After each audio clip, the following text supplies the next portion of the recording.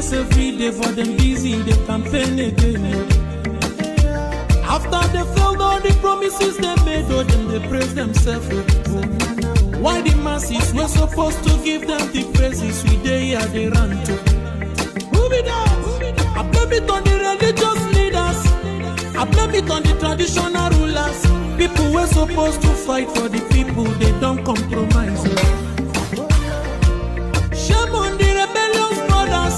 People will cry with us during answers. Today them don't join those oppressors, they eat your love. Something on the smell of. Very soon now we go perceive them. We have up where this government they cause my time bomb. It go soon explode. Revolution they come. It is very close and they feel more. When the power of the people we triumph, the power of the people in power. They no even care, they no even send.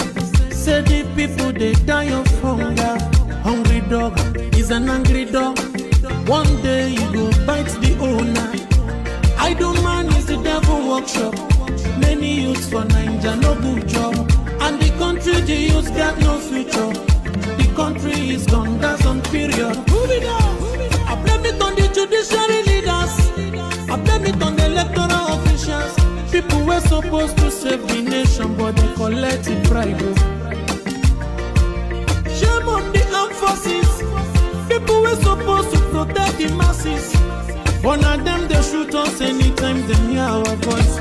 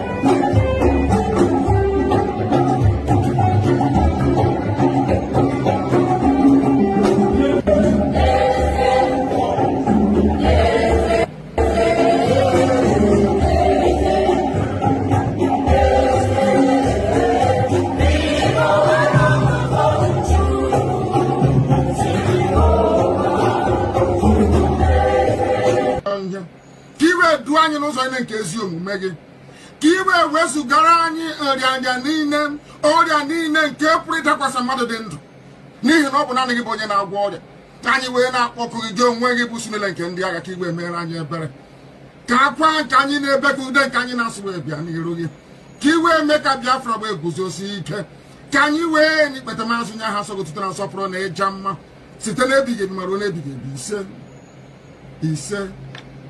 ise mma mma dịrị gị Chineke. Mama, the Regi Chineke. If I go about deliberately looking for who to disturb, who is going about deliberately looking for who to disturb? You say never go about. Then you don't need to go about. They will come. They will come for you. You don't need to go about. What did our leader say about these people? I want you to listen to Mazi Nnamdi Kanu. Say, please don't go about looking for trouble. Chai! The Shoji. Mad people everywhere. I want you to listen to Mazi Nnamdi Kanu.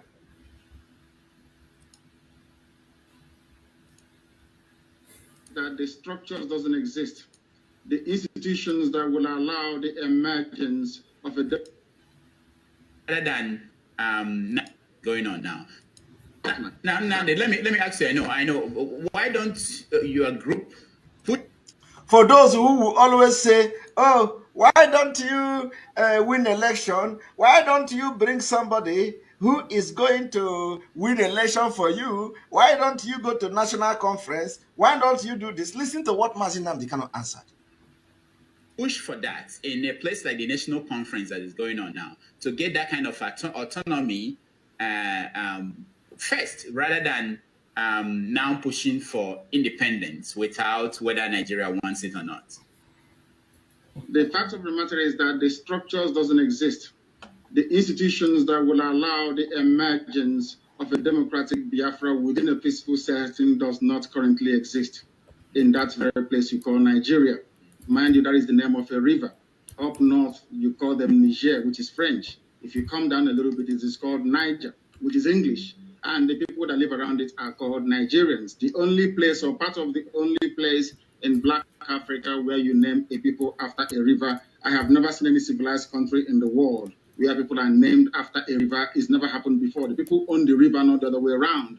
By tacitly accepting the word and the tag Nigeria, what it means is that you never had any history until Frederick Lugard came, which is a fallacy, it's an abomination, and nobody should be saying that. Coming back to what you said, there is no way we can run for office as a political party. We tried it with ABGA and it did not work. These issues were trashed out very well.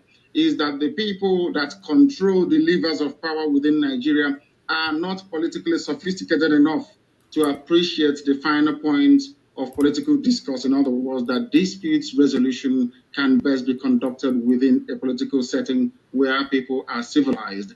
And I'm afraid to say that what I see in the zoo they call Nigeria, people are not civilized. Now, we're out of time, but let me ask you, last week, I believe, the Biafran Zionist movement claimed a responsibility for the attack at the Enugu State Government House. Are you familiar with that group, and what was the mission of that attack? I am familiar with a lot of groups. That name rings a bell. Anybody that can do anything to disrupt the present orthodoxy of governance by a group of very corrupt cabals is welcome. In that regard, I welcome what they did at Enugu, and I hope that people can come out and join us when the time comes to overthrow the very corrupt, inept old men and women in charge of that very place, because Biafra must exist. It's our right to make sure it happens. All right. While Mazi Nnamdi Kanu is not condemning any group, while Mazi Nnamdi Kanu is not condemning any group whatsoever, just like I am supporting any group at all, so long as you are fighting against Nigeria. While Mazi Nnamdi Kanu is not condemning any group, the people that claim follow him today, they say Simon Ekpa is a terrorist. Simon Ekpa is this. Simon Ekpa is that. After 10 good months of fighting Simon Ekpa, they didn't achieve anything. After 10 months of fighting Simon Ekpa, they didn't achieve anything. Yet, they are now changing tone. Simon Ekpa is a terrorist. Simon Ekpa is the leader of a non-government. Chai! This OG. And they are looking for freedom. You see, the more you blackmail me, the more you are blackmailing yourself. You think you are blackmailing me. You are blackmailing yourself. You don't know that? When the BBC came and do their nonsense disinformation, is it only Simon Ekpa that they showed his picture? Is it only Simon Ekpa? You all were there. All of you were there. You could not even defend yourself. The same Simon Ekpa you are calling all manner of names defended you there. And let me tell you, even when they mentioned Simon Ekpa, the issue they mentioned Simon Ekpa, there was not even, I can defend anything I say. All of you could not defend yourself, yet, you blackmail me. You think that when you blackmail me, when they want to call name, they call only Ekpa? All of you, your picture were there. Did you see my picture in the write-up? No. My picture was my video was hidden in the video. But all of you, your picture was there. Every day you look for Simon Ekpa, you post. Simon Ekpa is Nwapoda. Simon Ekpa is Ekperima. Simon Ekpa is this. When the thing begin to happen, you think it doesn't, they will call you. And when the issue started, you could not defend yourself. You couldn't defend yourself. BBC did not say it was Simon Ekpa. BBC put your picture, all of you, as you were blackmailing Simon Ekpa, they did not say it was, they put all of your picture. So this one, they say, we are going to kill this one, we are going to kill that one. All of your picture was there, your video was there. Yet, you will wake up every day to blackmail Simon Ekpa.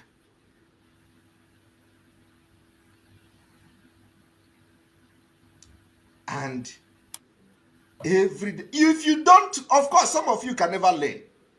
Hatred and jealousy of Simon Ekpa have beclouded the brain that you don't even have at all. I do not know when they are going to learn. They think when they promote Simon Ekpa by calling Simon Ekpa criminal, the BBC will come and say Simon Ekpa. All of you, the more you are calling me a terrorist, the way you are calling me a terrorist is the same thing you are calling yourself. You think when you be a terrorist, oh, Jesus Christ. This BBC disinformation should have teach all of you a lesson. You think when you come to social media, because you hate me, because you are jealous of me, because you don't like me, you think when you call me criminal, you are going to pay for everything you say. You are going to pay. You carry my name and blackmail. Simon Ekpa is the leader of a non-government. Simon Ekpa is this one. Simon Ekpa is that one. You see the way BBC is dealing with you people? If anything is going to happen anywhere, you are going to also be dragged into it. And you can't even defend yourself. Iti Boribos. Iti Pataka. Everywhere. Get yourself educated, you say no. Go to school, you say no. Simon Ekpa every day. Simon Ekpa every morning.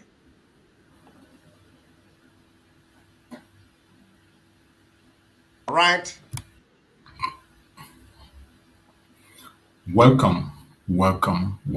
Thank you for joining us on this very program. I appreciate everyone that has connected wherever you are connecting from. Please like and share the program. Share to family and friends. Share to everyone that you can be able to reach. Get connected to them and ask them to join us. Don't just watch alone, because it is a very critical time that we are in. At this critical time, every hand must be on deck. Don't allow your hatred to make you go against your own self. Just like our Prime Minister Master Samaraka said, today, some people, because of the hatred they have for a particular person, you are going against yourself. You are going against yourself. Some people, because of the hatred they have on us, they go against their own self just to see that they are making points. They just want to feel like they are making points. Yes, they are doing it. They just want to feel somehow important. And for that, they go against themselves, thinking that it's against us. No. Even in my platform, some people come to my platform, they attack me because of what I say, because I don't speak the way they want me to speak. They come, they cock their gun, they want to shoot because they are waiting for me to say something, and they will carry it to go and say, this is what he said. Your hatred has made you can't even fight for the Biafra anymore. You are not even fighting for Biafra. You are only waiting for your brother to make mistake, your sister to say something, and you carry it and run. You should be ashamed of yourself. As you join us, share the program. Share even to our enemies. Let them come and hear. And I want to put this record straight for the sake of record. In this platform, we do not come here to instigate violence. We don't come here to preach hate. We do not come here to attack people or individuals. We do not come here for saga. We don't come here to support any group or any camp. We are here for Biafra. This platform is a Biafran platform to support the cause of Biafra. I don't care what you believe, where you are, under which umbrella you are operating. If you are sincere to yourself, you are welcome. Even if you're not sincere, if you have a genuine superior argument, anything I say here, and you feel that I didn't get it right, the link is there. All you need to do is to click the link. You come in, bring your own argument. Biafrans are listening. The whole world is watching us. At the end of the day, after we deliberate on it, the people will make their decisions. The people will decide if we got it right or we got it wrong. But as you are coming in, prepare yourself. Make sure you appear in a decent manner. Don't come to throw blow. Don't come to insult. Just come like a human being that you are. Sensible. Come with your own superior argument. And once you come, say your mind. I'm not going to stop you. I'm not going to try to gag you. No.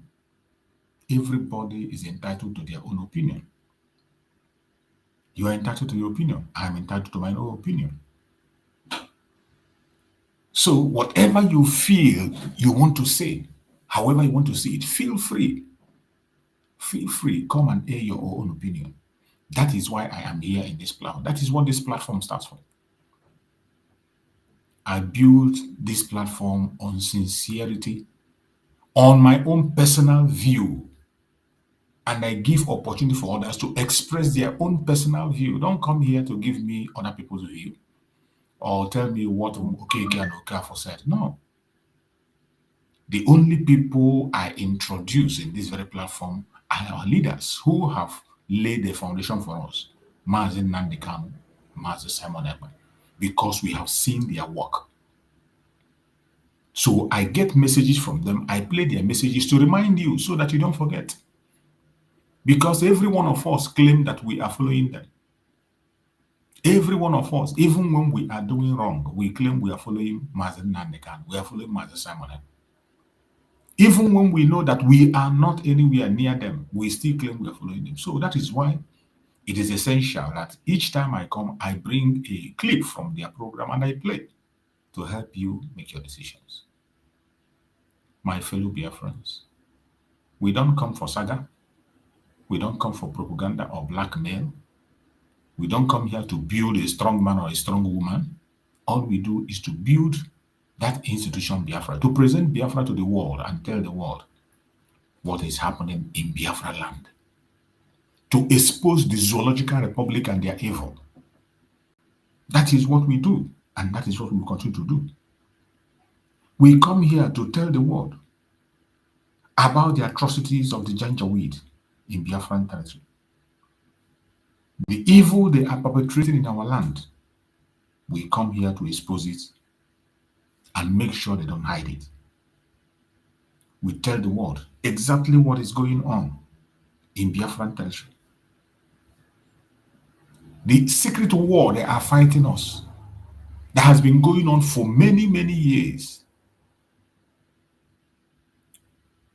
The secret war that Mazi Simon Ekpa exposed that make them to get mad, get scared, and they plan their evil to take him away. That same thing we are going to do to make sure that that revelation of Mazi Simon Ekpa continues. They can't stop our voice. They can't silence us. That is why we come here every day. Every time we have an opportunity, even if it is one person or two people that find their way to join us, fine. Later on, some other people can come and watch on their own, those who can. Our message is to the world on the true situation in Biafra land and the atrocities of the Janjaweed against us. And this evening, we are taking on a topic which says breaking. Nigerian unity is a death trap. Nigerian unity is a death trap. Anytime you hear one Nigeria, one Nigeria, one Nigeria, it is a death trap. They are setting you up for death. That is it. They call for disintegration now. We will continue to make that call for disintegration now to save life. It is a call to save life. Any genuine, sincere person at this point in time should be calling for the disintegration of Nigeria. That is the only sincere call to make. Anything you do short of that, you are just promoting the atrocities in Nigeria, and you are extending the time. The only sincere and genuine people that cares about humanity are those who are asking for disintegration of the zoological republic. Anything less than that is a scam. And we know Nigeria as the headquarters of scam. The government is involved in scam. The officials are involved in scam. Anything that is evil is found in that very place. I didn't just say it. Other international organizations have confirmed it. So, Nigeria unity is a death trap. When I say Nigeria unity is a death trap, I'm not just saying it. Every single time they talk about their one Nigeria, they want to be one, they want to stay together, they always say it at the blood of the Biafran people. It is the Biafran people that are paying the price for the so-called one Nigeria that we hear about. Each time there is an attack, something happens in the West that has nothing to do with the Biafran people, they attack the Biafran. And it didn't start today. Right from before the independence, a Yoruba man, Akintola, moved for independence, went and campaigned, and before, as he was coming back, the Biafra people were attacked. The Northerners say they don't want independence. And for the fact that Akintola preached independence, they attacked the Biafran people. They attacked the Igbos, more especially in the north. Many of them lost their life. Many properties destroyed. Because somebody from the southwest was making a move calling for independence. They say they don't want it. And the next thing, riot. And they focus on the Biafran people. The late Muhammad Buhari lost the election. What did they do? They focus on Biafran people. Destruction of properties, destruction of lives. Every now and again in the north, when anything happens, riot in the north, attack, every attack you hear, they focus on the Biafran people, the Igbo Biafran especially. Even most of the time you hear the attack against the Christians in the northern part of Nigeria. When you hear attack against Christians in the north, go and check, you will see that the main focus they have is the Biafrans living in the north. We have had a record of so many. Every one of you remember Akaloka.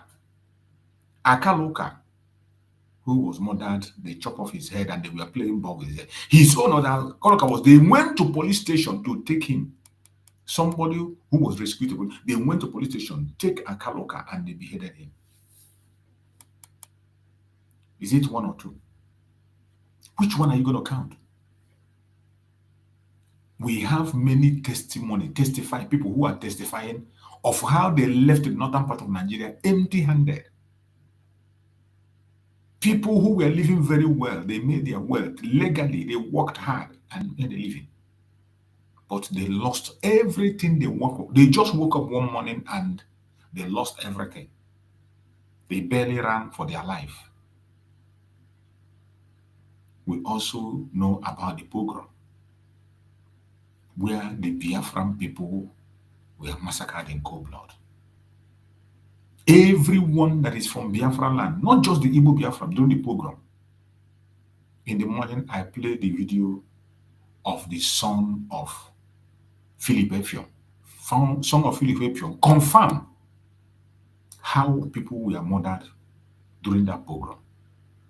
His own father, Philip Effiong, General Philip Effiong, narrowly escaped. A narrow escape, he narrowly escaped death. And he ran back home, Biafra, which is the only place he can find refuge. The son of General Effiong mentioned many other people who were murdered simply because they are from Biafra land.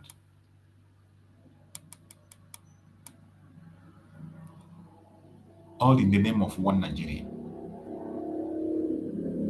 Each time you hear, you must keep Nigeria one, what they are saying is that you must continue to take the life of the Biafrans. And that is why they do it unapologetically. And today, the Hausas are not even joining them anymore, because initially the Hausa, they use religion to cover the eyes of the Hausas. Initially, when it becomes this riot, you see the Hausa will join them. The next thing, they attack the problem. But these days, the Hausas, their eyes are open. The Hausas cannot join them in any riot against the Biafrans anymore in the north. That is why you are now seeing open riot. And today, they have changed that riot before that they use Hausa people to go against. Now, what they are going to do is the main terrorists with guns coming against the Hausa people themselves. Those Hausa Christians. You go to Southern Kaduna. Southern Kaduna is almost deserted. Nobody is even reporting what is happening in Southern Kaduna again. Some of you, don't you ask yourself, has Southern Kaduna found peace? Has the terrorist attack in Southern Kaduna stopped? You don't ask yourself, why is it that you don't hear the report? Nobody hears the report anymore. The Benue State attack, do you think it has stopped? It is still ongoing even as we speak, but nobody is reporting. Every place in the north where you have Christians, the attack is still going on. Nobody reports it. Because they want to maintain their one Nigeria. It is because they want to maintain one Nigeria. That is why they allow the terrorists to come into the Zoological Republic and take over places. All in the name of one Nigeria. And we say that one Nigeria is a death trap. Whether you like it or you don't like it. When you hear unity, we are one Nigeria. The unity of Nigeria is a death trap. And any Biafran that doesn't know that at this point in time, shame on you. Shame on you. And I bet you, you are going to pay dearly. Just pray that you'll be alive to tell the story. Any Biafra that at this point in time, you have not realized what is happening. If you have not realized, I am sorry for you. I don't have any message for you. I pray that your forefathers will receive your soul and educate you so that when you come back in the next world, maybe you will think right. One Nigeria is nothing but a death trap.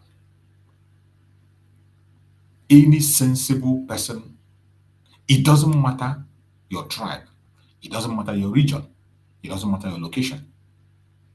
Anybody that is reasonable, wherever you are, at this point in time, when you hear one Nigeria, you're supposed to be on your feet running.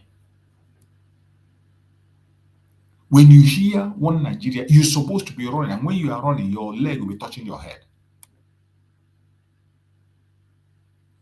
The shedding of blood that is happening today, all in the name of keeping Nigeria. Insecurity from north to south, from south to east, from east to west, everywhere occupied by terrorism. The government itself is in charge of creating insecurity wherever they see that it looks like the place is calm and secure. They deploy their terrorists in uniform to go and destabilize the place in the name of one Nigeria. just to create impression and force you, that forceful hold on people that you must be part of the zoo. They continue to force people together. They continue to force people to hold people on. As they continue to force people.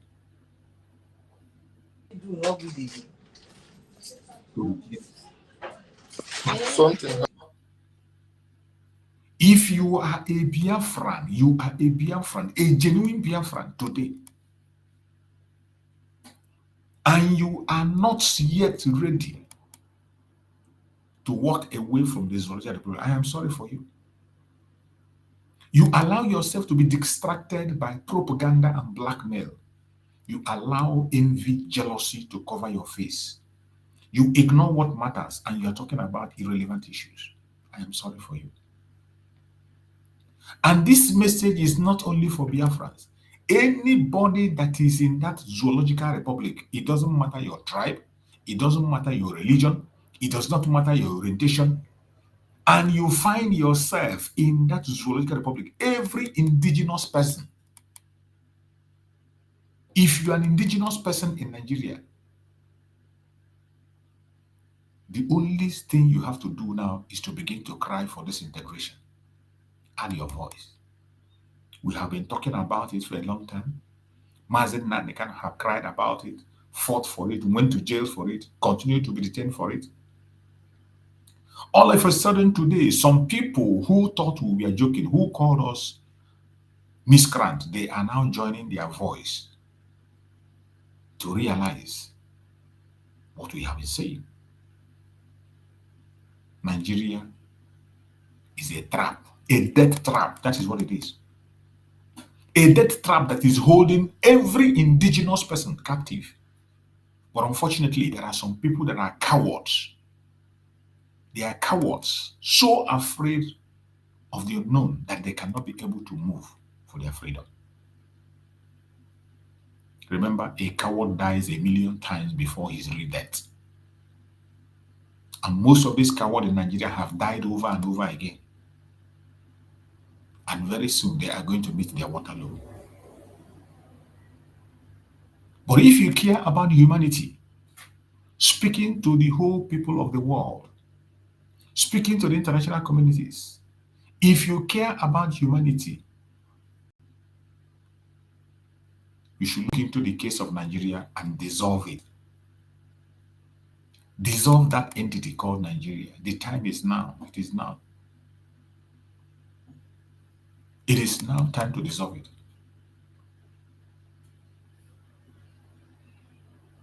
We are going to continue to speak the truth about Nigeria. We are going to continue to speak that truth they fear to hear, that thing they don't want to hear. That truth the Zoological Republic don't want anybody to hear. We will continue to speak it anytime we have an opportunity. For as long as we are alive, except there is no life again, we are not breathing anymore.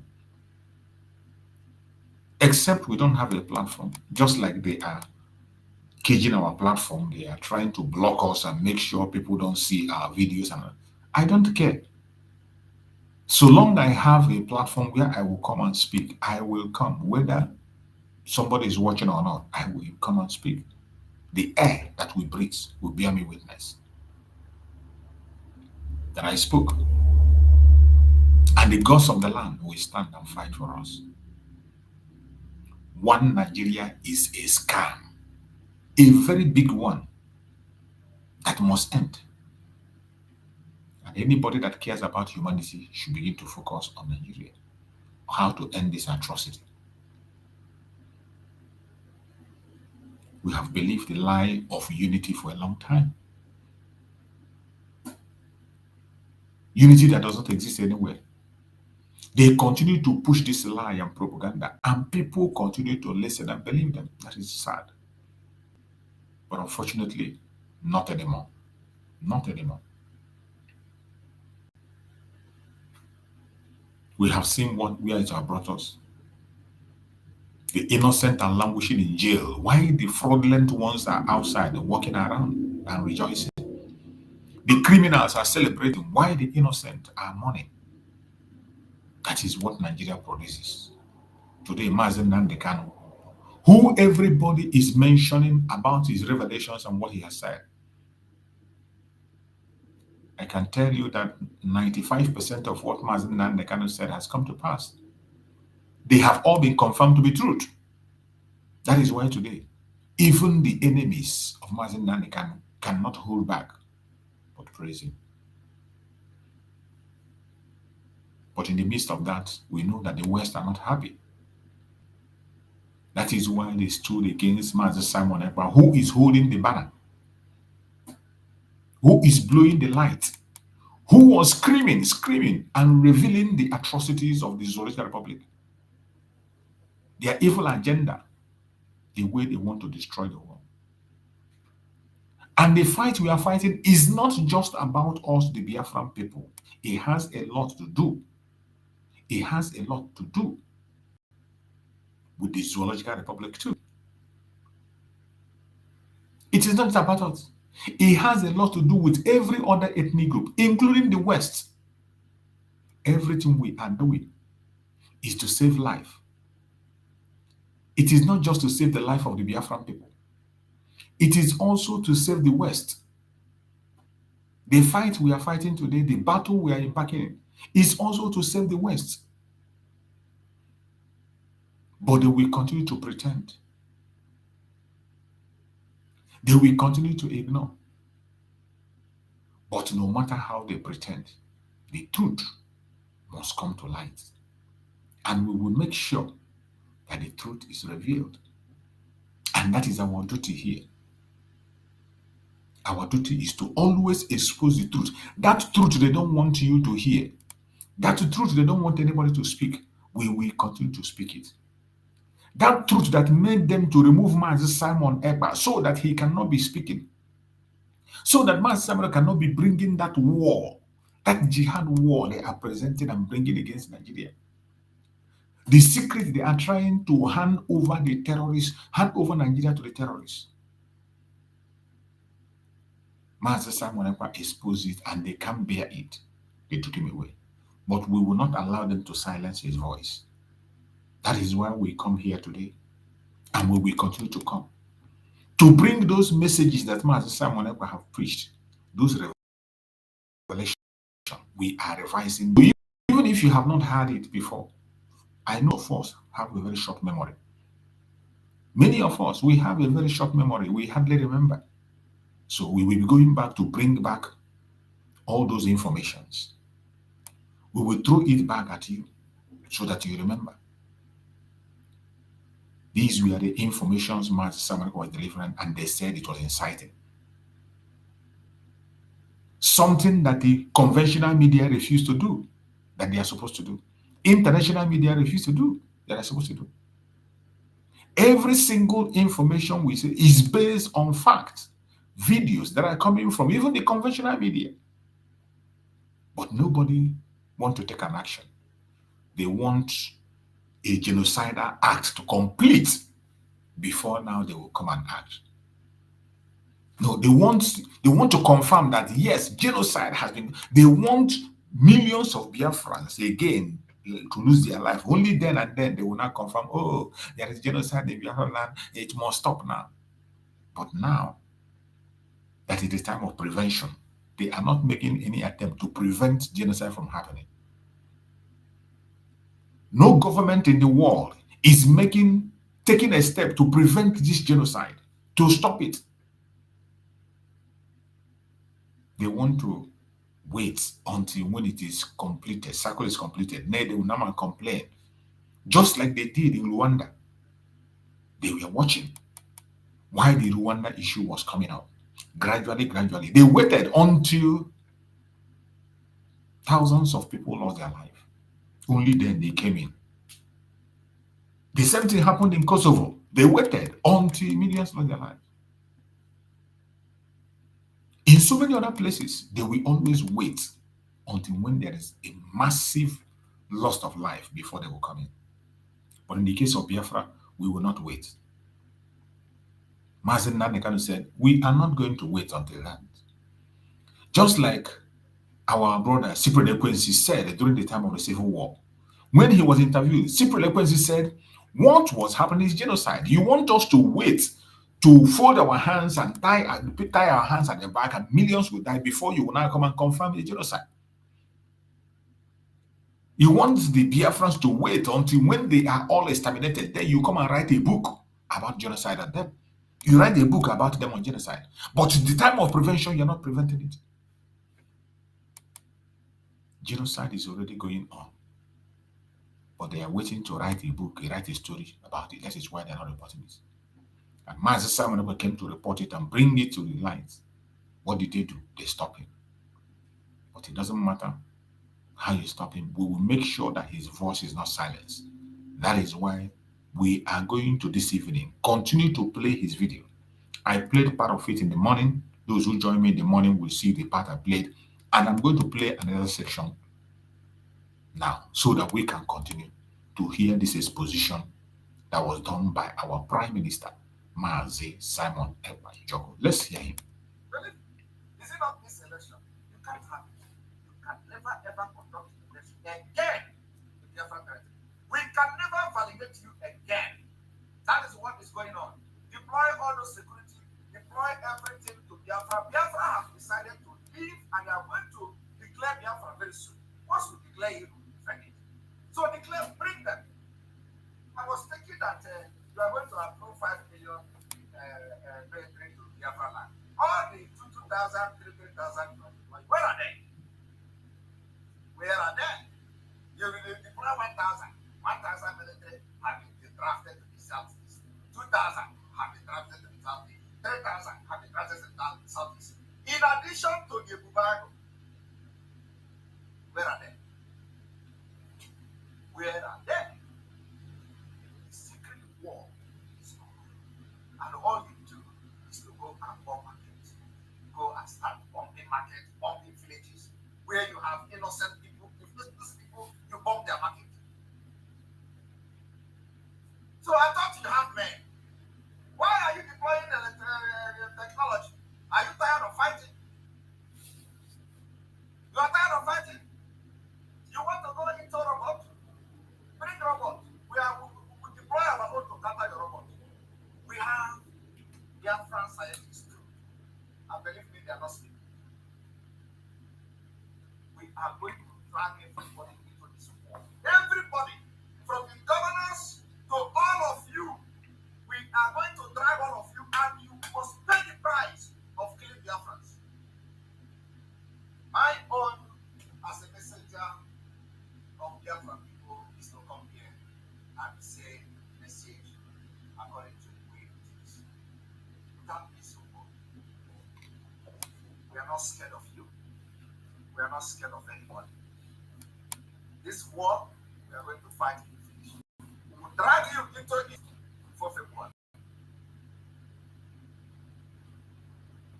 I don't even know whether I will say dragging, because we are already at war. The only thing I have said is that we are going to make it war. So let him deploy all manner of technology. He can't.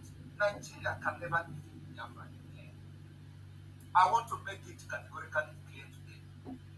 And those who are thinking that what we are doing is a joke, or that it is what all these criminals who have done it in IPOB before, it's sabotaging as an African. If you think that that's what we are doing here, you are in for the very long.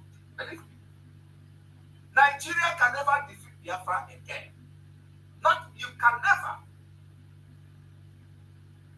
In 2023, it is not 5 years' time, it is not even 2 years' time. We are going to finish this thing. You see this thing that our father started, that is so we'll finish it this year. You see all the prediction, Nigeria will break out. This one, it is all this prediction, and it is a fight for survival. Record me, cut it, send it to ICC, send it to UN, send it to everywhere. This fight, I know my right, and I am fighting it with everything in me. And you can't stop me. You can't. You can't.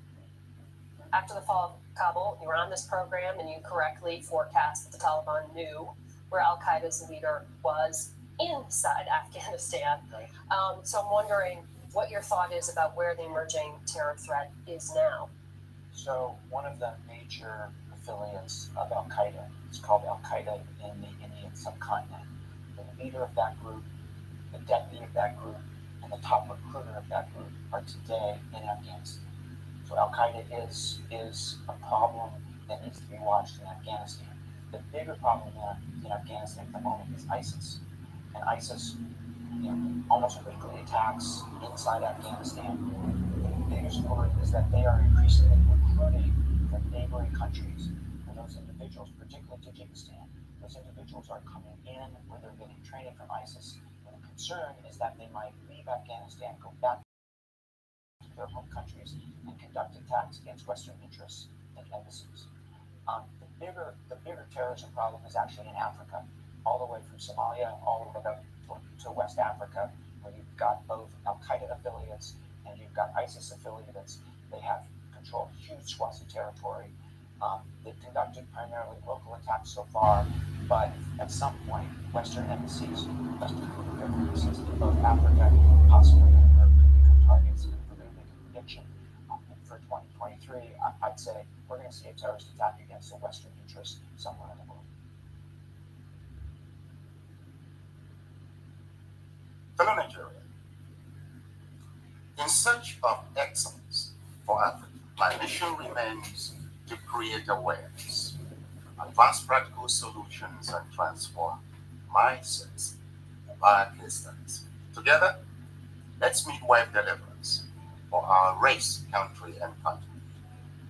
Please share this. I am Dr. Israel Niger Delta. Thank you. In 2001, US-led forces overthrew the Taliban-led Afghan government following the 9/11 attacks led by the Al-Qaeda leader Osama bin Laden. For the next 20 years, the US and allies enforced democratic ideals, built up Afghan security forces, and provided operational air cover. The Taliban continued to attack. Now, eventually, under President Trump, the US promised to pull out if Taliban agreed to stop attacks and hosting terrorist groups. Today, the Taliban militants have declared Islamic Emirate of Afghanistan and overrun most of the country at lightning speed with little or no resistance from the 300,000 US trained and heavily equipped Afghan forces. US General Like, after the fall of Kabul, you were on this program and you correctly forecast that the Taliban knew where Al Qaeda's leader was inside Afghanistan. So I'm wondering what your thought is about where the emerging terror threat is now. So one of the major affiliates of Al Qaeda is called Al Qaeda in the Indian subcontinent. The leader of that group, the deputy of that group, and the top recruiter of that group are today in Afghanistan. So Al Qaeda is a problem that needs to be watched in Afghanistan. The bigger problem in Afghanistan at the moment is ISIS. And ISIS, almost weekly attacks inside Afghanistan. There'll be many postmortems on this topic, but right now, it's not that time. It is believed the Afghan soldiers, though diehards, had unquenchable allegiance to jihadist ideologies practiced by Taliban. They were Afghan soldiers by day, Taliban at heart, and Taliban at night. And you correctly forecast that the Taliban knew where Al Qaeda's leader was inside Afghanistan. So I'm wondering what your thought is about where the emerging terror threat is now. So one of the major affiliates of Al Qaeda is called Al Qaeda in the Indian subcontinent. The leader of that group, the deputy of that group, and the top recruiter of that group are today in Afghanistan. So Al Qaeda is a problem that needs to be watched in Afghanistan. The bigger problem in Afghanistan at the moment is ISIS. And ISIS, almost weekly attacks inside Afghanistan. The biggest word is that they are increasingly recruiting from neighboring countries. And those individuals, particularly Tajikistan, those individuals are coming in where they're getting training from ISIS. And the concern is that they might leave Afghanistan, go back to their home countries, and conduct attacks against Western interests and embassies. The bigger terrorism problem is actually in Africa, all the way from Somalia, all the way to West Africa, where you've got both Al Qaeda affiliates and you've got Taliban ISIS at heart affiliates. and Taliban at night. A situation that suggests currently exists in Nigeria too. Al Qaeda affiliates and you've got ISIS affiliates. They have control huge swaths of territory. The bigger terrorism problem is actually in Africa, all the way from Somalia, all the way to West Africa, where you've got both Al Qaeda affiliates and you've got ISIS Taliban at night. affiliates. A situation that suggests currently exists in Nigeria too. So Afghanistan was simply handed over to the mullahs to govern, based on their shared jihadist ideological leaning. The south and middle belt of Nigeria should wake up with urgency. The Afghan situation is cooking fast in Nigeria today. Afghanistan is number one on global terrorism. West Africa, Yes. where you've Nigeria's got both Al Qaeda affiliates and you've got ISIS affiliates. They have controlled huge swaths of territory. They've conducted primarily local attacks so far, but at some point, Western embassies, it's against Western interests, think embassies. The bigger terrorism problem is actually in Africa, all the way from Somalia, all the way to West Africa, where you've got both Al Qaeda affiliates and you've got ISIS affiliates. They have controlled huge swaths of territory. They've conducted primarily local attacks so far, but at some point, Western embassies, Western military bases in both Africa and possibly in Europe could become targets. And if we're going to make a prediction for 2023, I'd say we're going to see a terrorist attack against a Western interest somewhere in the world. It's sobering. It's a reminder that declaring victory was too early. Terrorism has always waxed and waned. It has always gone up and down. And I think it's starting to bounce back. They're willing to cooperate because of that, because they know each other, because there's some tribal ties and engagers that allow them to work together, whereas in other parts of the world they have different objectives and different views, and so they tend to break up the Islamic State and Al Qaeda conflict. Here, they're able to, and that's what the important purpose in mind.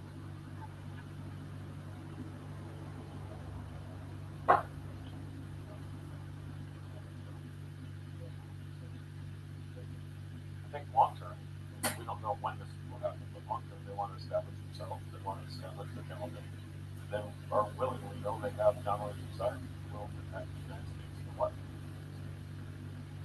So if we don't help them, if we're unable to disrupt their efforts, and you give them that saving, give them the opportunity to develop their external operations, to develop their capabilities. And then you combine that with what they're trying, what I believe they're trying to find a source of reliable income, that they can establish that through either kidnap or ransom, what they're doing now. They can get access to the gold mines that are from the region, and then they can start accessing the smuggling networks that run north to south from the Gulf of Guinea up to the Mediterranean that have been there for centuries. And if they can start to co-opt those and use that for a reliable source of income, you've got the ingredients for something that could be quite bad. We have to watch this. We don't know. It's not there yet. There's not a direct threat to the U.S. right now or to the West, but it's very destabilizing to the region. And I believe that if it's left unchecked, it could very easily develop into a greater threat to the West of the United States.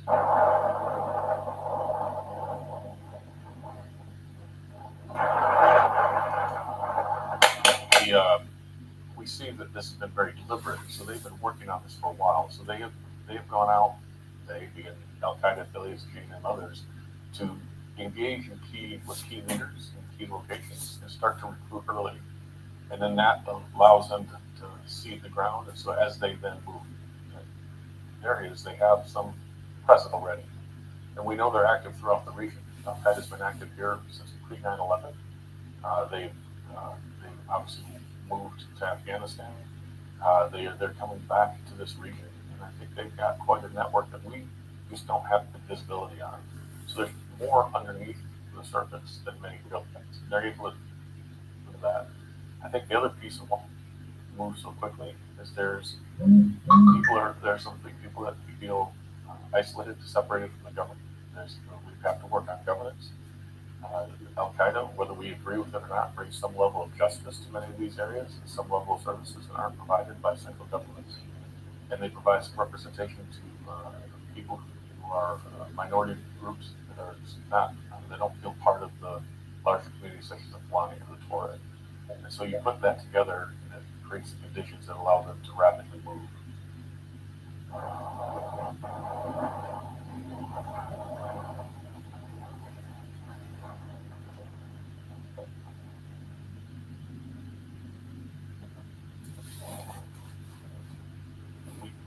What are the key elements that the United States brings? What is the expertise? What is the intelligence sharing?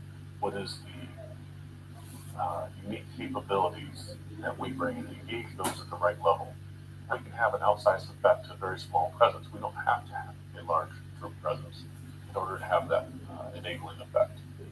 So instead of worrying about what is the size of the presence, I think we should look at what is the appropriate engagement across the government from all levels, from the State Department, and then as well as the military does. Right. Having listened to that, I'm going to now bring to you a different, let me also bring this particular video to remind Biafrans, to remind the Fulani Caliphate about the revolution of the Obadia, Dr. Obadia Lafia, former deputy governor. And so this is happening, and many of them have actually forgot what Obadia Lafia said. So let us go there and listen to this particular revelation. Campaign targeting community,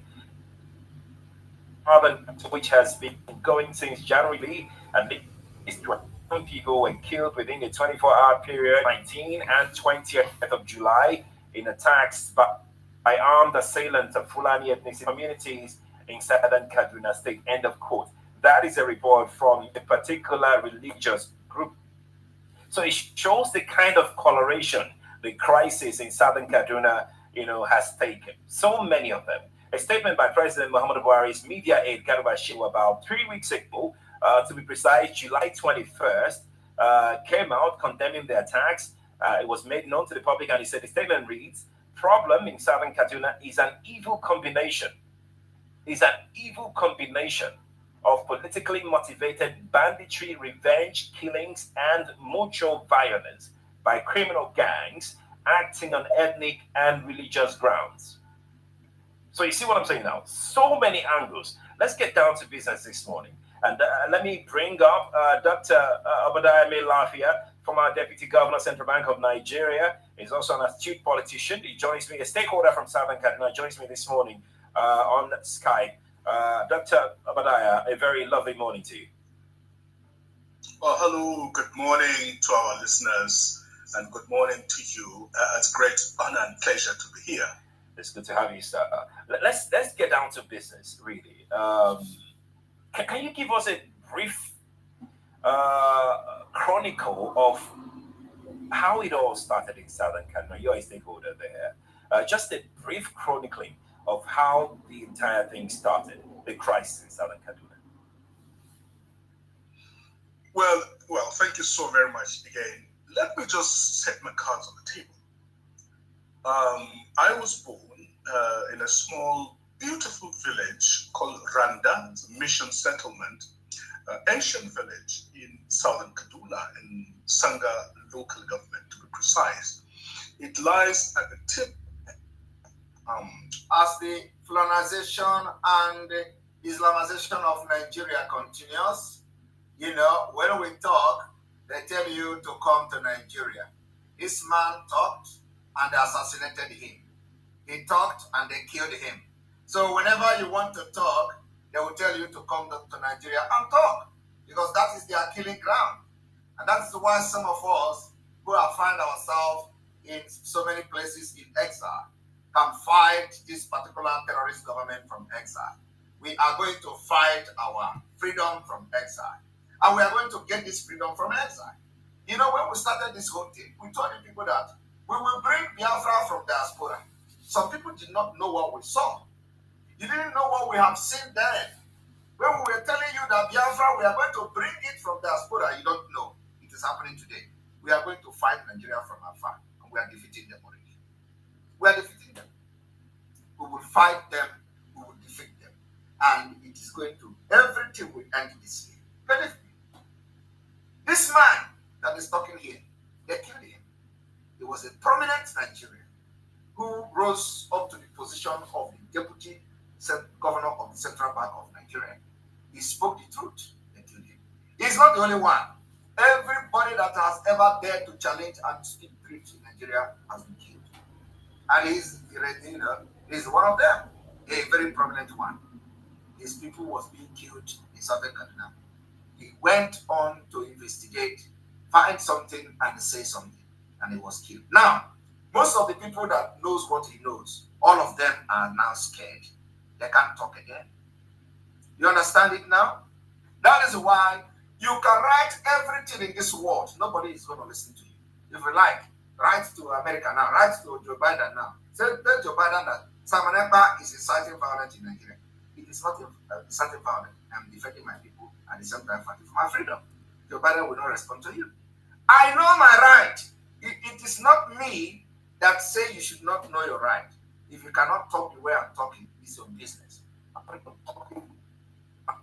saying because the time has come. So if you tell me to come to Nigeria, this is what you are inviting me to Nigeria to do.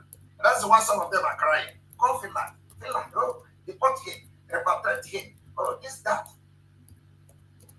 And then you see where they are twisting something that faceless people wrote, people that are not even, that cannot even represent their family in any way. They will come and say, oh, Finland, Igbo community wrote, Igbo community wrote. Wrote what?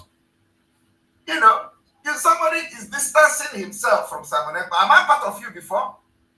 I do not know why somebody would distance himself from Simon Ekpa. They say, Igbo, you know, distance Igbo community. I have said there is nothing like Igbo community. How can something that doesn't exist distance itself from me? That doesn't exist. I would have not, you know, apart from the fact that I am going to play over 2 hours of the conversation we had in the meeting. Because we have 2 hours, over 2 hours of the conversation, where the shouting and the questions are responded to the questions and all that. I'm going to bring it to the media and I'm going to release the audio. People will enjoy themselves as they listen to how the so-called Igbo community had their meeting. And you know, you can now listen to where did they arrive and distancing themselves from Simon Ekpa. They can't do the half of things I have done in the past. When I was the chairman of Igbo Union Finland, I banned Biafra flag in Igbo where we are doing Yam Festival. Can they do it? That was when Nigeria can have democracy. I banned Biafra flag from, you know, all these people you see today that are, you know, all these criminals. I said, you don't dare bring Biafra flag to where Igbo people are doing Yam Festival. And nobody dare do that. Some of them that are writing this thing today were part of those who decided not to come to Igbo Union Yam Festival because of, I said, Biafra flag must not be brought to the hall. Some of them that are shouting, oh, yeah, Obi, beat Obi, oh, beat Obi. They were the one who were fighting me. That I said, why should I say they should not bring Biafra flag? They will bring Biafra then. I was one Nigerian. So, you know, when I look at all these things, I have been there. If I am Biafra today fighting for Biafra, which is the right thing to do, who are those people? Have they served Nigeria like me? Who knows them in Nigeria? What have they done for Nigeria? They have done nothing. I have served Nigeria. I have served immigration, Nigeria immigration. I have served Nigeria immigration. How many of you know that? You don't know now. It's only the one I tell you, you will know. As you see me, I have served Nigerian immigration in sport. So what have they done for Nigeria? These people have done nothing. They have suffered. They have absolutely contributed absolutely nothing to Nigeria. So what do they know about Nigeria? They have, you know. So when I look at these people, you want to say you distance yourself from someone. I have done worse than you. I have done worse. Because I was the only person that banned Biafra flag from entering Igbo Union New Year Festival in Finland.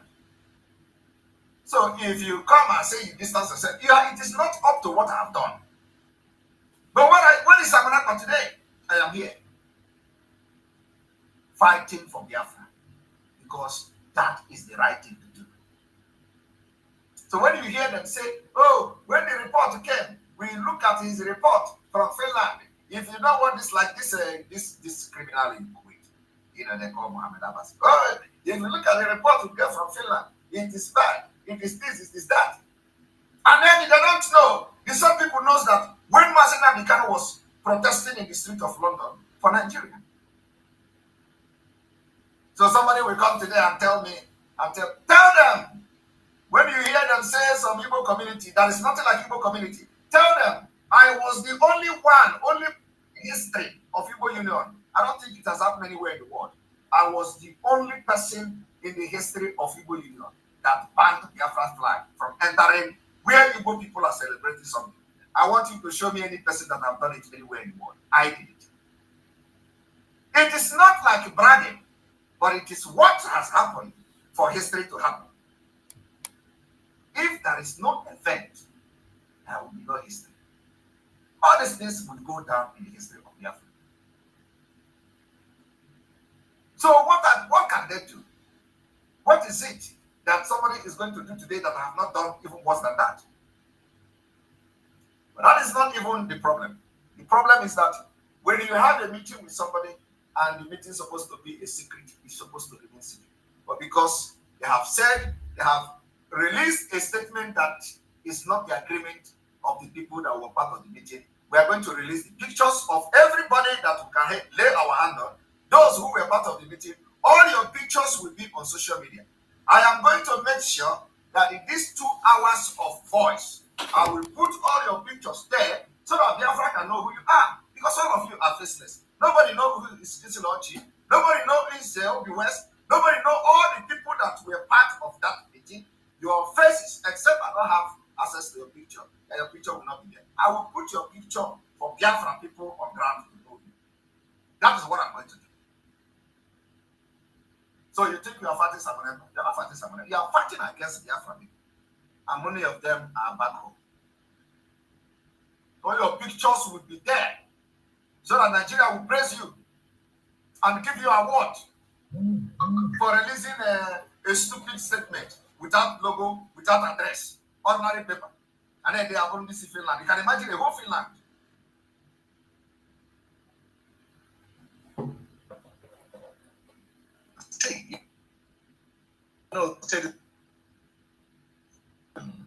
And we have saddles between Nasarawa and Plateau State. We're very right at the border. But actually, I didn't grow up there. I grew up in Nasarawa State because my father was a missionary, a pastor, and a evangelist. Right. And he traveled quite a lot, so ended up settling there. So I didn't really grow up at home, I put it that way. That's number one. So that gives me some kind of emotional detachment to be able to see things clearly and objectively. There, my uncle really grew up there. Number two, part of my family are Muslims. Okay. Uncles, aunties. In fact, the king of our area, in a predominantly 99% Christian area, is a Muslim. And he's my aunt, the first cousin of my mother. And I regard them as family. So I can't afford to play the Islamophobia card. That's for me. So I'm clear that it gives me a objective perspective from which to analyze what is happening. Immediate crisis has been going on for the last 2 years. The opening salvo was the killing of the Adara King in 2018. There had been some killings in his kingdom and Kachia area. And tensions had been rising. So the governor, he sought audience with the governor of Kaduna State, Malam Nasir El-Rufai. Right. He went there to see him. They had a good meeting, presumably. And on his way back with his wife and driver, they were waylaid on the highway where they were all abducted. The driver was allowed to go. The bandits raped his wife. The wife, Majesty the King, they raped her in front of him for setting her off. And after collecting a ransom of about 10 million on the promise that they were going to release him, he was brutally assassinated. It did not stop. The same thing they brought to Biafra land, the Fulanis are doing in Biafra land today, was happening in Kaduna. This is what this is playing here. When the elders of Adara land straightened, the police came, rounded them up, and put them in prison for about 8 years with no real charges or trials. They were eventually released. Meanwhile, attacks were incessant. They were continuous. It was a case of continuous pounding of an unarmed and defenseless people. And it just continued to spread from Adara land to other villages, and Manchok, Kapgoro, very recently, Kurmin Masara, Takwai Isa, Ataka Mawe, Fadan Atakal, Lung Duga, Zangon Katav, Magama, Zamando, the list goes on and on. The figures are not reliable, but it is clear that we are talking of a very serious and well calculated and well strategized, killings. What caused these killings, Dr. Obada? That amount to genocide. What could have caused this? What could have caused these particular killings that you've enumerated? What is the cause? Do you have an idea? Well, again, let me just also clear one fact that in the 80s and 90s, you asked me for the immediate causes, which the immediate, process of killings, which I explained. But it goes as far back as the 80s and 90s. You may have heard of the infamous Zangon Kataf killings. That's right. In which the settlers, Zango means a settlement. And ancient times, the Hausa people who were itinerant traders used to pass through there. They would settle there and, water their camels and their donkeys, and then proceed on whatever journeys they were going to. And then eventually became a kind of more permanent settlement for the Hausa Fulani community. Hence, it is Zangon Kataf, in Kataf land. Then they began to demand control of the market and even demand to have their own chief. And of course, which was not acceptable to the people, and it eventually led to the infamous Kataf riots and killings, which were mutually violent, if I may put it that way. And I can tell you this because I heard directly from him himself.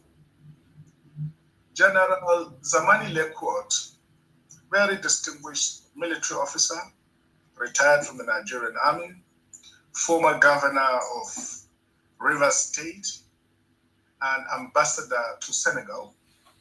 He, together with another very patriotic Colonel Johanna Madeki, they went to the police to report what was going on and to seek for help.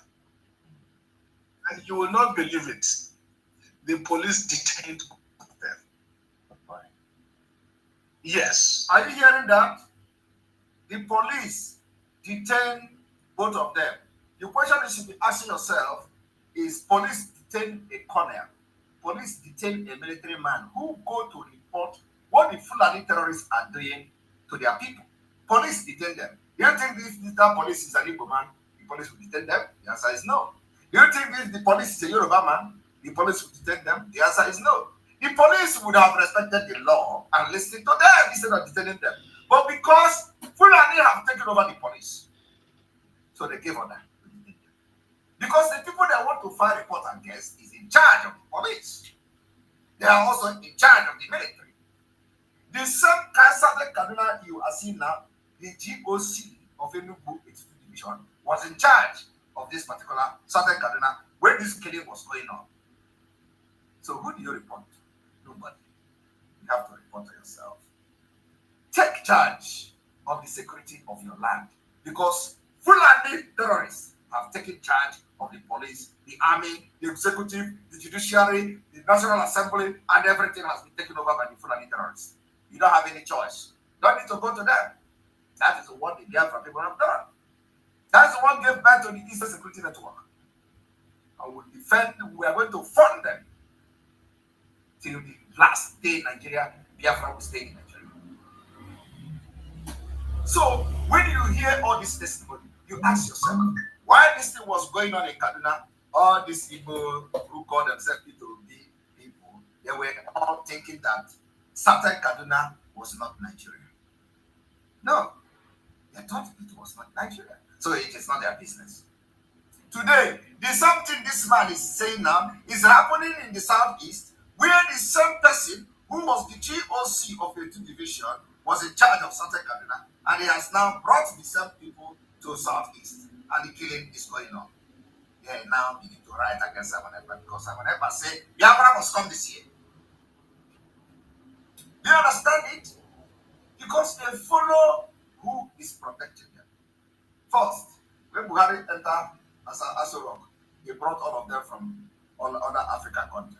Now, when Buhari began to appoint other leaders of the Fulani terrorists, any place they appoint them, this one, that one will drag them there. So now they have dragged them into southeast because of the GOC of 18th Division, who came to give shelter to the massacre in Hamufu. He did not only give shelter, he ordered the military to burn houses, and they burnt about 100. Over 100 houses were burned in Hamufu by military, not the Fulani, by military. Ask yourself, who are these people protecting? Who are these military working for? Whose interests are the military protecting? Is it the interest of the people, or interest of the government, or interest of the Fulanis? Because the interest of the people is the government. So definitely, it cannot be the interest of the people. So whose interest? Interest of Islamic State. Because the people that came to Hamufu to kill were actually, their main motive is to kill and evict the people from Hamufu. So they couldn't do it. Military have to come and do it by themselves. Do you see it? Do you hear that people that came to report about the Fulani invasion was detained by police? Who is the Fulani? Oh my goodness. This is happening in Biafra land today. And they thought that, where is this coming from? This cannot happen in Nigeria. It happened in Southern Kaduna, but they didn't pay attention because it was not coming from them. When it was happening in Southern Kaduna, everybody was deaf. Nobody was hearing it. Only thing we see on social media is that the other day they have lied 100 bodies and they are giving the mass burial. And everybody is shouting, oh my God, Southern Kaduna, what did these people do? But the same thing is now happening, and they are now behaving as if they were not in Nigeria before when it was happening in Southern Kaduna. They now behave that, oh, such thing is abomination. It has never happened before. We were there when this particular thing happened in the southeast, is happening in Southern Kaduna. And when they sent this particular GOC to some places, they rejected it. I was told that Oduduwa, Yoruba people rejected it, and then forwarded him to the southeast. So I want everybody to watch. Were mutually violent, if I may put it that way. And I can tell you this because I heard directly from him himself. General Zamani Lekwot, very distinguished military officer, retired from the Nigerian army, former governor of Rivers State, and ambassador to Senegal. He, together with another very patriotic colonel, Colonel Johanna Madeki, they went to the police to report what was going on and to seek for help. And you will not believe it. The police detained both of them. Oh my. Yes. Now, General Zamani Lekwot is a highly principled officer, very patriotic. As a young officer, he distinguished himself during the Nigeria Biafra War. And somehow he was not in the good books of General Ibrahim Babangida because he used to tell him to his face what he felt was wrong with his policies. So they were waiting for an alibi and they got it in. And when he said he distinguished himself during Nigeria Biafra War, I do not need to tell you what that means. He said that general distinguished himself during the Nigeria Biafra War. So, as such, he should be respected. And you need to know what that distinguishing himself during Nigeria Biafra War means because he fought against Biafra. And today, Fulani killed them. Not only that Fulani killed them, they also humiliated him by locking him up, detaining him on top of the killing of his people. That is the price you pay for fighting against Biafra. Today, all of them are regretting why they fought. That is why this year, when we drive them into this war, everybody will fight against whoever they want to fight against. You think they will come and back and fight against Fulani or fight for Fulani? It's never going to happen. We will drag everybody into this war. We will drag Otom into this war. We will drag, other groups that are not part of it. Everybody will fight this war together. Believe me, it is not going to be what you see that time. This time around is different. Southern Kaduna will fight also.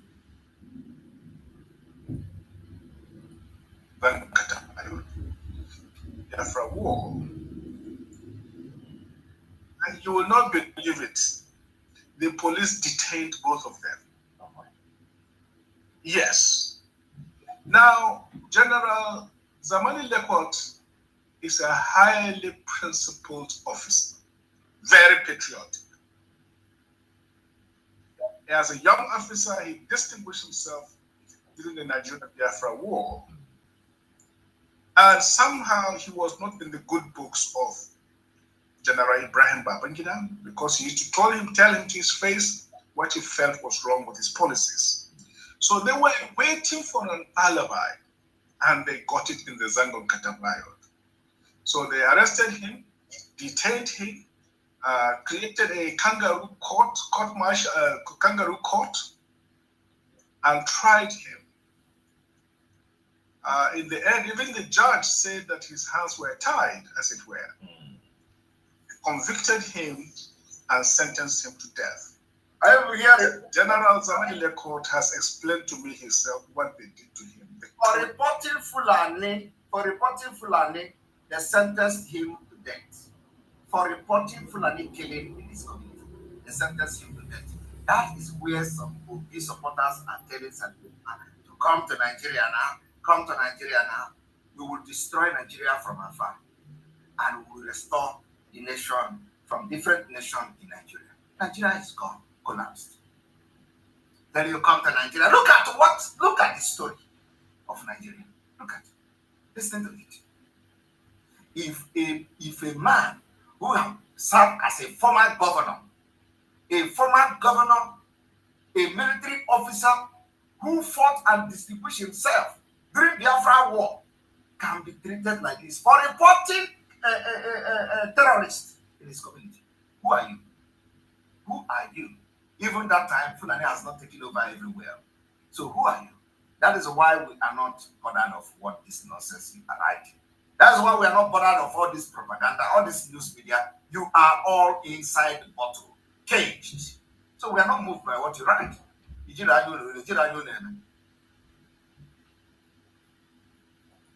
torture, the agony. That for 2 weeks, they took him to the section where people are condemned and ready to be killed. Oh, wow. They put him next to the execution chamber. Early in the morning, they wake him up and say, let him have his last breakfast. They will open the execution chamber as if they're taking him there, and then they will close it again. They kept doing that for 2 weeks. Most people would have run insane. But he is a strong man. He became toughened psychologically, enjoyed it until the outcry of the public dissuaded the Babangida administration from committing murder. So, Zangon Katab, and in the 90s, they came to my local government, which is Sanga local government, during all this Sharia palaver. Okay. And they brought a huge amount of money to the local house chief and told him that his duty was to enforce Sharia in Sanga land. Who are the they, area that Dr. Badai? the military administration of that time, together with some foreign jihadist interests, they had a huge amount of money in Gwentu. Please take this record it is extremely important. Yeah. So a young man. That reminds me.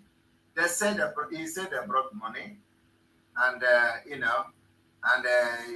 they should follow jihadist interest and all that. I want to show you people that it is also happening as I speak. We were told that in Enugu, they gathered some men and they promised them money. They asked them to leave and abandon Biafra struggle. They asked them to abandon Biafra struggle, and I'm going to put here. They said they should abandon Biafra struggle, that they are going to be paying them salary. That is it. Now tell me, how can salary be the solution for your own freedom? I want you, look at these people you see on the screen. These are people that are fighting for Biafra. They went to Enugu. They said they want to go and they collect amnesty. Have you seen where a freedom fighter is collecting amnesty? I don't know whether they are fighting for freedom or they are fighting for resource control. I do not know the kind of resource they were fighting to control in any ways. But look at them. They want to collect salary. They gathered them. They say, come, lay down your weapon, stop agitating, we'll be paying you salary every month. What these idiots that you see here now, of course, they are not many.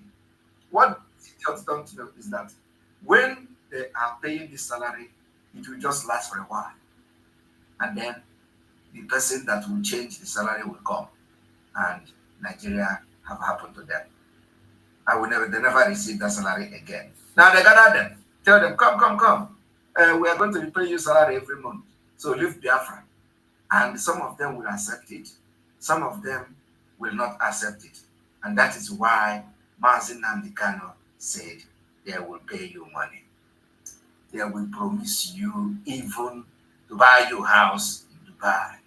They will promise you everything, but you can't stop this Biafra from coming. You can't stop this Biafra from coming. Tell the people in Enugu, the few of them, not all of them. But there is one thing I want all of us to understand this very evening. We are facing a very formidable array of enemies,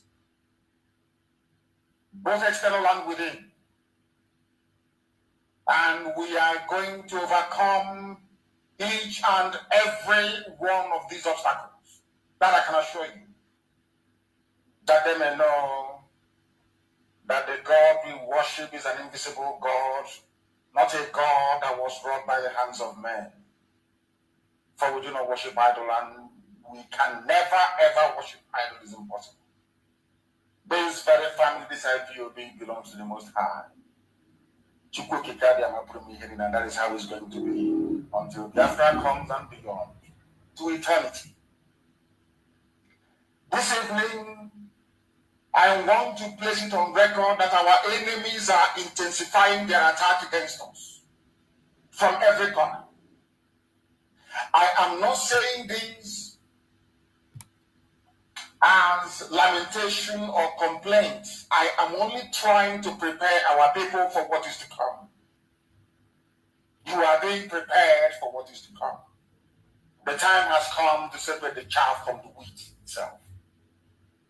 Our march is very, very near. The enemies are trembling, they are quaking, they are doing all they can to try to stop us. But they have failed very woefully, and they will continue to fail. But I want to tell you that we are getting attacks from everywhere all over the world. And very soon, they will buy over some of you. They bought them. Some of you, they will buy some of you over.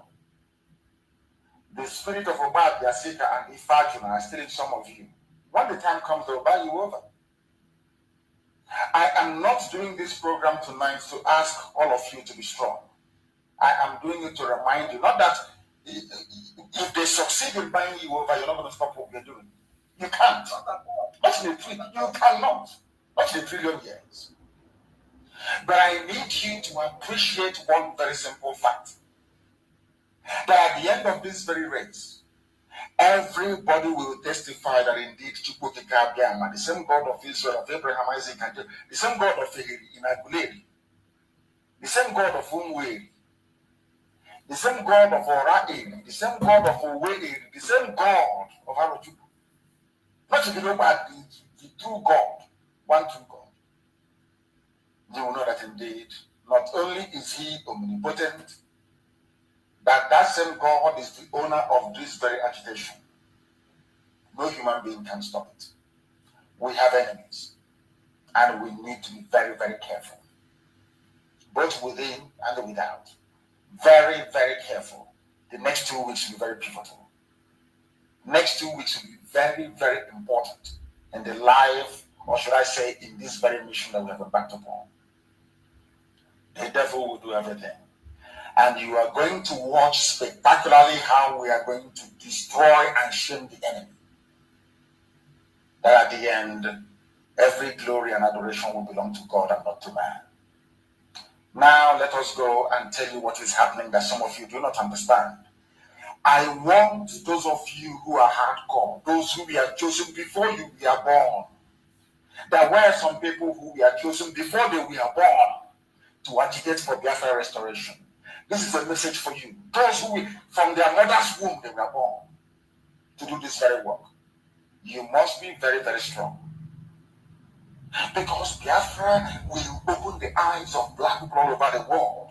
Because Biafra will mean that blacks from America, blacks from the Caribbean, from Southern America, they will all flood into Africa. It will be like the time that Yeshua was born. Biafra is like a light, a beacon. They will follow it. They will say, let us go and see what is happening there. That is what these no-colonialists do not want. They don't want Biafra to come. I am telling our people so they understand the mountains. I didn't say one mountain. The mountains in front of us that we need to overcome. And for us to overcome it, we need to be very strong mentally, mental strength. Just like when you're doing anything in life, and it appears as if you are being buffeted from everywhere. That is the time that you no longer rely on willpower or your muscles. You go to your brain to endure and to persevere and to keep going until you overcome. That is the stage we are in right now.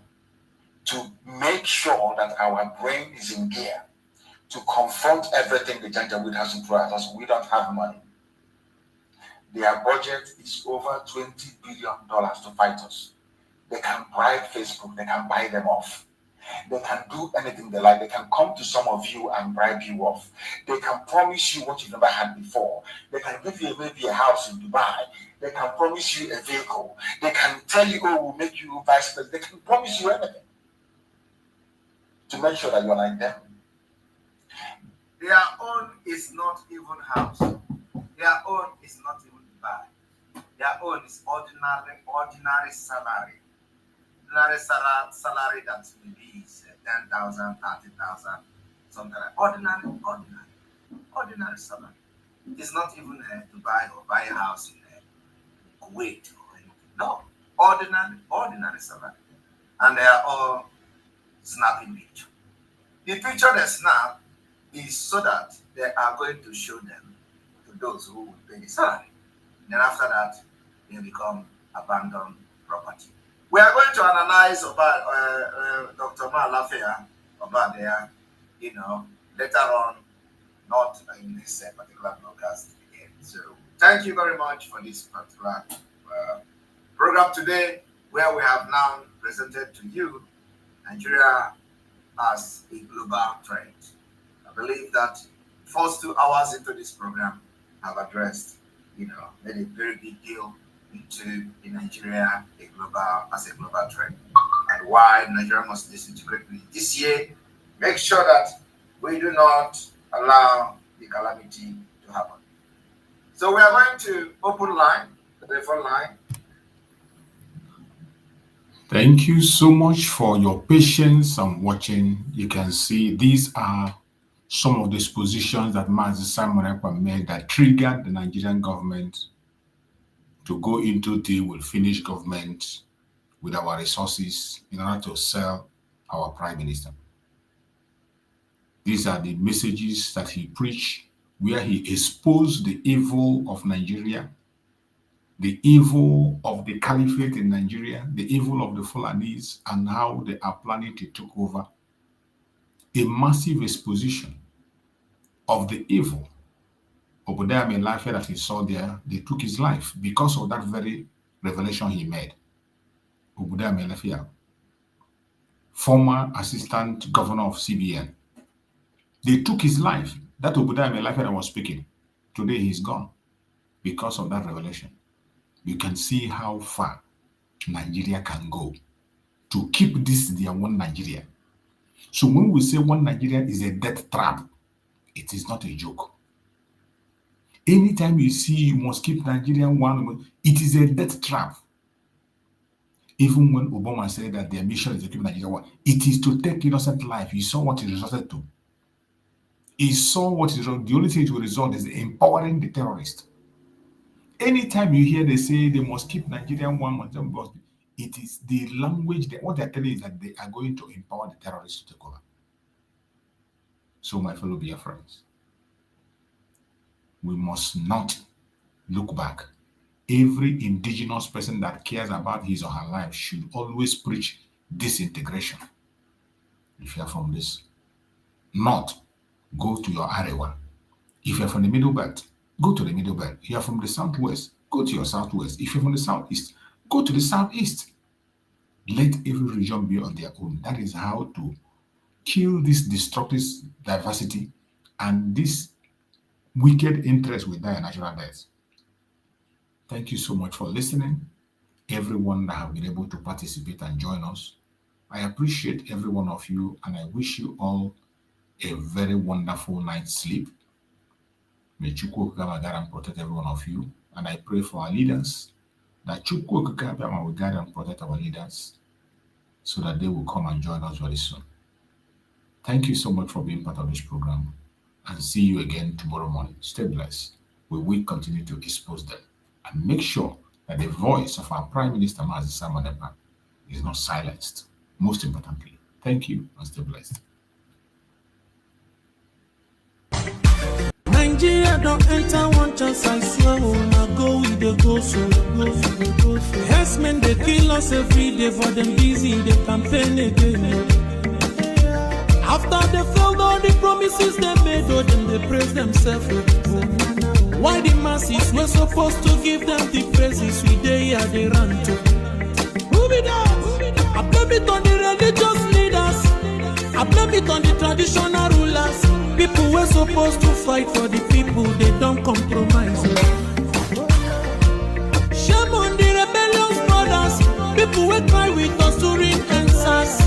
Today them don't join those oppressors, they eat jollof. Something on the smell of. Very soon now we go perceive. We have up where this government they cause my time bomb. blow.